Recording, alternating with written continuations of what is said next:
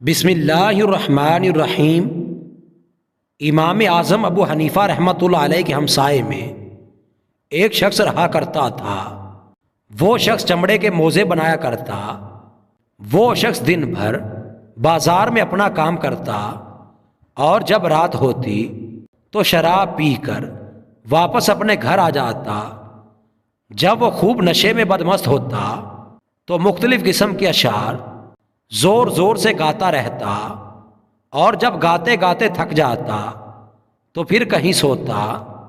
حضرت امام اعظم ابو حنیفہ ساری رات عبادت و ریاضت میں مصروف رہتے اور وہ رات بھر اس شخص کی چیخو پکار سنتے لیکن ہمیشہ خاموش رہتے۔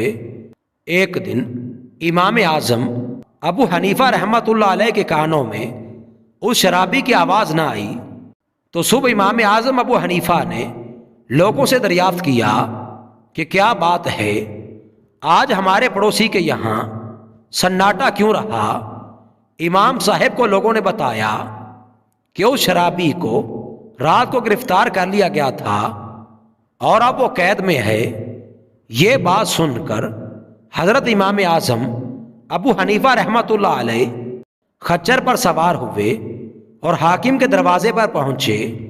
حاکم کو جب اس بات کی اطلاع ملی کہ امام صاحب تشریف لائے ہیں تو اس نے حکم دیا کہ امام صاحب کو عزت کے ساتھ اندر لایا جائے۔ حاکم نے اٹھ کر خود امام اعظم ابو حنیفہ کا استقبال کیا اور حضرت امام اعظم کو مسند پر اپنی جگہ بٹھایا۔ حاکم نے بڑے ادب سے پوچھا، امام صاحب میرے لائی کوئی خدمت ہے کیا؟ تو امام صاحب نے فرمایا، میرا ایک پڑوسی ہے جسے تمہارے سپاہیوں نے گرفتار کر لیا ہے، میں چاہتا ہوں کہ آپ اس قیدی کو رہا کر دیں۔ اس حاکم نے امام صاحب سے کہا، آپ کا حکم سر آنکھوں پر صرف وہی نہیں بلکہ آپ کی تشریف آوری کی وجہ سے کل رات جتنے لوگ بھی گرفتار کیے گئے تھے ان سب کو رہا کرنے کا حکم دیتا ہوں۔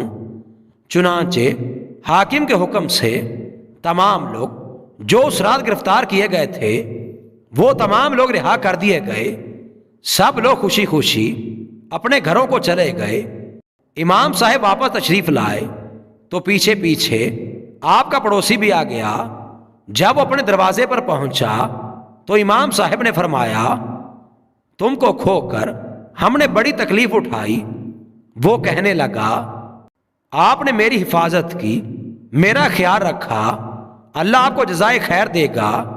آپ کے پڑوس سے مجھے کس قدر فائدہ ہوا ہے، اللہ کی قسم آج سے شراب کا کوئی ایک قطرہ بھی میرے لیے حرام ہے اور ہمیشہ حرام رہے گا۔